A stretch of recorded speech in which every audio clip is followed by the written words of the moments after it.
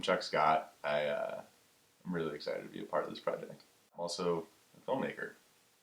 I have my namesake Chuck Scott, but then one of my friends has given me the name The Fable Maker, just because every time I get around people, I start telling stories. There's one person that is truly responsible for that, and then also how I view life, and that's my grandfather on my mom's side, Papa, Bill Flynn. I wrote a poem called Sights in White Satin, and it's like a 4-page poem.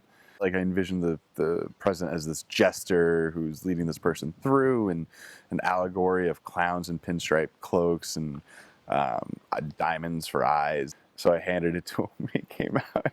He's like, when the hell did you get so cynical? I was like, you. I put it like, you did that. That was all you. Since his passing, I've been reading a lot of Ernest Hemingway. I can see exactly how the way he told stories is the same way that Ernest Hemingway told stories.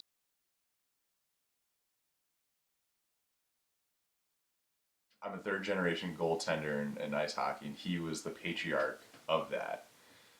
So he played in the 30s and 40s when they didn't wear masks. And he always liked to tell the story of he was playing one game and they came down and they shot and the puck hit him in the mouth. And he initially checked and there's no blood. Referee came over and asked if he was all right. And a couple minutes went by. The play was down at the other end for a while. And he looked down. They had actual sweaters. He always likes to point that out. They had actual sweaters back then. It was covered in blood. He'd split his lip.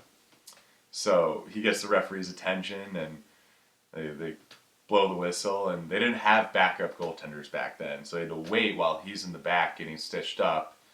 And the way he always ends the story is, I'm back there getting stitched up, and I hear over the PA system, 2-minute penalty to Bill Flynn, failure to report an injury.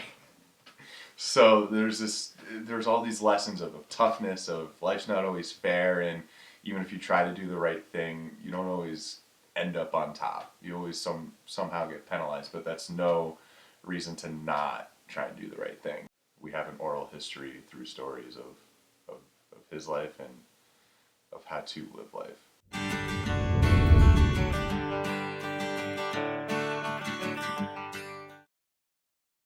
What excites me is learning the stories of other people and then telling those stories. It's why I got into the field that I got into. It's this idea that there's a way to look at the world. There's multiple different ways to look at the world.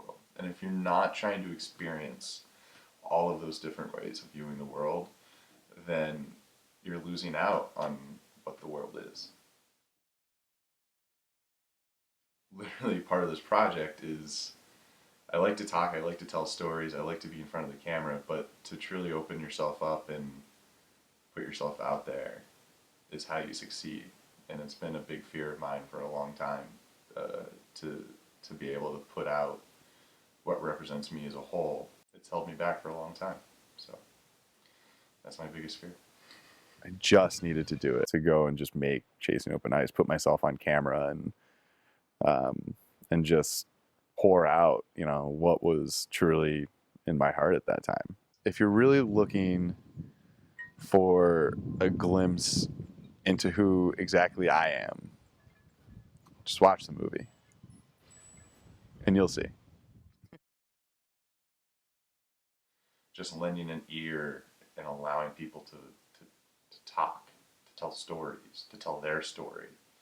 It's not always going to be pleasant, but if we continue to talk to each other, those uncomfortable moments become more comfortable, and you're able to help people through things. It's powerful because to me, it physically lifts a weight off their shoulders. And the more collections of stories that you can take from people, it's like they're giving you a part of their soul.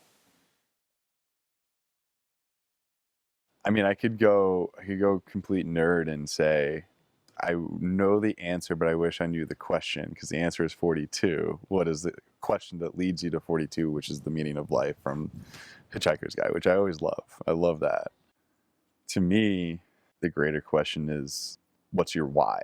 Like, what's your why? Like, what makes you keep going? Why am I here? And you need to carve that out. It's your entire free will to do that. So to me, that's the ultimate question, is just why? I want people to know that like when you see a piece of art, like a song, a poem, a book, a video, documentary, whatever it is, just know that that person is one of the most courageous people that we have out there.